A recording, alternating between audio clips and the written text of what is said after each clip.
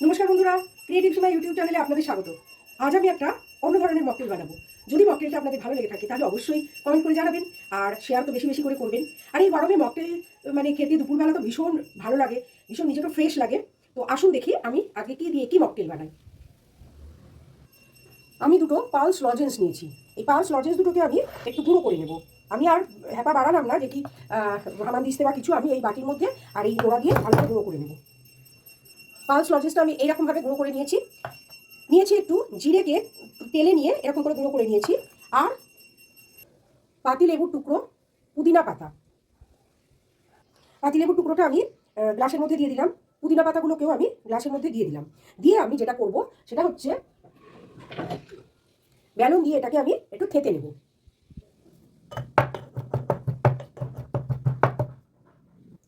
আমার এটা থেতো করা হয়ে গেছে।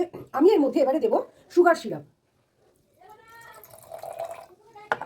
এই পালসটা পুরো দিয়ে দেবো, যেহেতু আমি পালসটা মিষ্টি আছে সেই জন্য আমি সুগার সিরাপটা কম দিলাম। এবারে আমি দুটো পালসই এর মধ্যে দিয়ে দিলাম।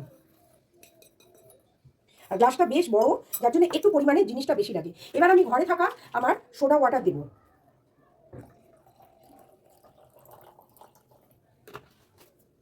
এবারে আমি এর মধ্যে পরিমাণ মতন জল দেব।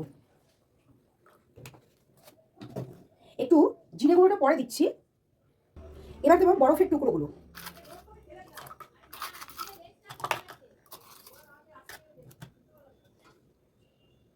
এবারে সামান্য জিরে গুঁড়ো দেবো, খুব বেশি নয় কিন্তু বন্ধুরা।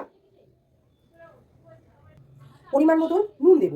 আপনারা বিট নুন দিলে খুব ভালো, তো আমি সাদা নুন দিচ্ছি আমার কাছে এখন যেটা রয়েছে। এবারে আমি এটাকে নেড়ে দেব। কি সুন্দর গ্রিন কালার হয়েছে।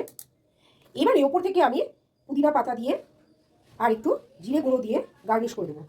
পুদিনা পাতাটা একটু কম হয়ে গেছে, দাঁড়ান। স্ট্রটা লাগিয়ে দিলাম আর পুদিনা পাতা আর একটু দিয়ে দিলাম ওপর থেকে গার্নিশিংয়ের জন্য। ব্যাস, তৈরি হয়ে গেল আমার একটা নতুন ধরনের মকটেল, যেটা পালস দিয়ে তৈরি, আর পালস, পুদিনা পাতা আর লেবু দিয়ে তৈরি। আর ছিল জিরে গুঁড়ো। বন্ধুরা, আমার এই আজকের রেসিপিটা যদি আপনাদের ভালো লেগে থাকে তাহলে অবশ্যই কমেন্ট করে জানাবেন। আর গরমে আপনারা আরও নতুন নতুন মকটেল বানান, খান, ভালো থাকুন, সুস্থ থাকুন, আনন্দে থাকুন আর মন প্রাণ করে হাসতে থাকুন।